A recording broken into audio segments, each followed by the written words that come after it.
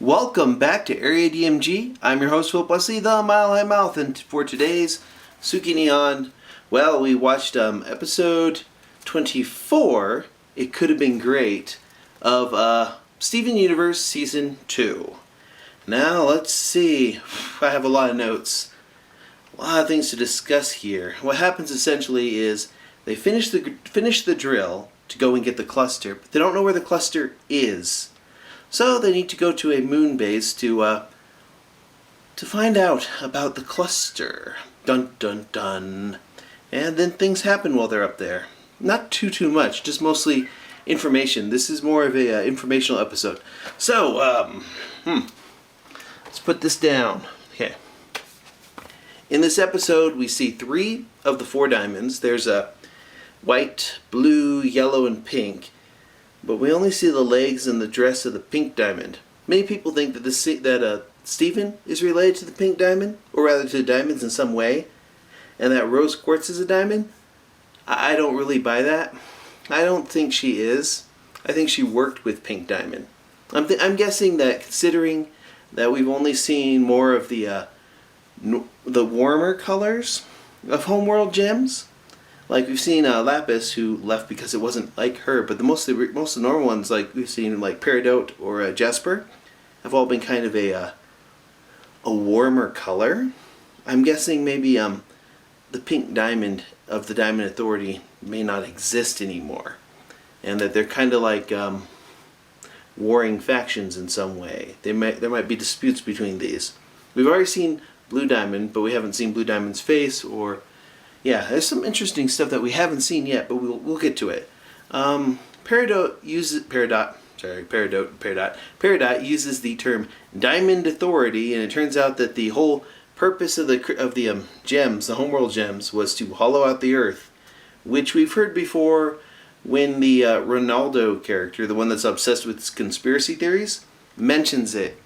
In one of the episodes that he's in, he's like, "They're out there, the rock people, trying to use the Diamond Authority." Yeah, it's not. That's kind of interesting. People are like, "Oh, wait," but people forget that Connie and Ronaldo, and some of the other human characters are stand-ins for the audience. Ronaldo is essentially the people who sit there and dig into all the background stuff in Steven Universe. That's kind of what they're getting at. He's their commentary on. Fan theories. The other stuff I want to note that the control hub diamond that Peridot takes is probably more of a hard drive unit, kind of like, here's all this information. Because she didn't get a chance to really transmit the data into the drill, so that's probably there's more to it than that. That's totally a computer type thing. There are people who are like, that's totally white diamond. I'm like, you're totally nope. But yeah, let's see, the orb in the second room that Garnet passes by and is like, nope, we don't need anything here. Might be a map, or it might be some type of proto-cluster egg thing if they want to go for a Doctor Who, quote, kill the moon, end quote, style of episode or storyline. And it would appear also that there's atmosphere inside of the temple, the base that they're in, similar to like how the one that was underwater, where they found the little time turner in Steven and the Stevens or whatnot, had its own air. Kind of interesting. These create their own atmosphere, and the gems actually tend to. Apparently, they adapt to the areas around them. Which, Oh, by the way, when Amethyst opens up the vacuum into space, had Steven been closer to that door, he would have been sucked out, because he doesn't have the gravity adaptation that the other gems do. And that leads me to believe something about the gems in particular, or rather about the diamonds. I feel that the diamonds are closer to being like servers for a computer. You know how you put your basic programs onto all sorts of servers? There's 4 of these particular servers, and each of these propagates specific strains of gems. That's my theory on it, that each of these propagates different strains of gems, like the light blue one, things like Lapis, or more natural, the more softer gems. You have yellow, which would be more of a Jasper and Peridot thing, and then we have the white diamond one, which we haven't really seen anything revealed that has to do with that. Maybe things like pearl and whatnot.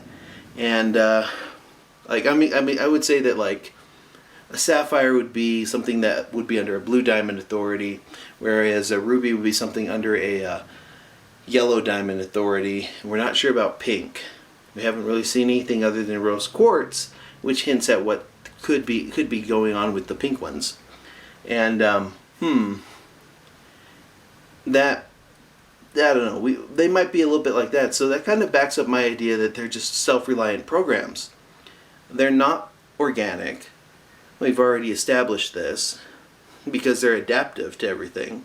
They're closer to programs, or closer to something like, say, the Borg, but with individual, for the most part, free will, which would make Rose Quartz and some of the other characters there due to the if you've ever read A Wrinkle in Time, you could think of the homeworld as being similar to It. What it is missing is love. That's kind of a spoiler for that book, but you should have read it in high school or elementary school. It's a children's book. Why haven't you read it? By Madeline Engel. It's called A Wrinkle in Time.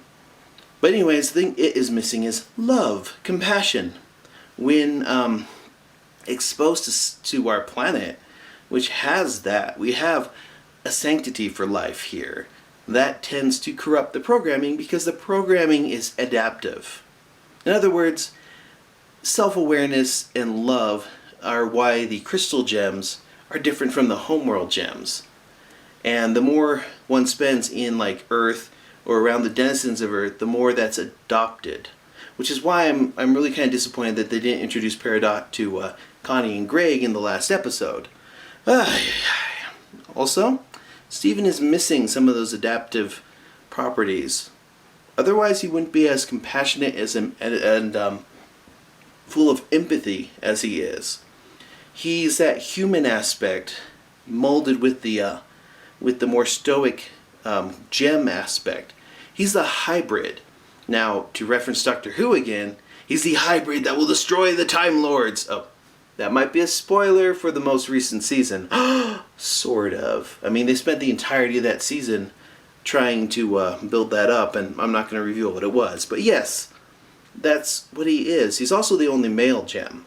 All of them are female because that makes sense in a binary, like a 010101 kind of way, which kind of lends to my belief that the gems themselves aren't really, they're programs essentially. They're like, kind of like the Singularity, if you read like Ray Kurzweil's book, The Singularity. And these are self-propagating programs. They're code.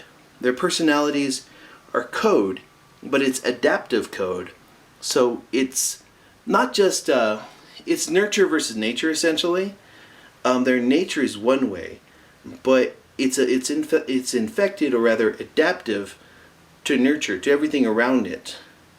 In other words, they have a sense of appreciation for things that are efficient when seeing things that aren't efficient, that are more empathic or have empathy to them. It messes with that programming. Also, it kind of I do kind of like the idea that essentially the Diamond Authority is the Diamond Authority because they're taller, which reminds me a bit of Invader Zim. Yay! Look, I got a Gur in here. Anywho, that makes sense considering that Rebecca Sugar, most of Steven Universe is influenced by Invader Zim, Sailor Moon and Dragon Ball Z, and Revolutionary Girl Utena.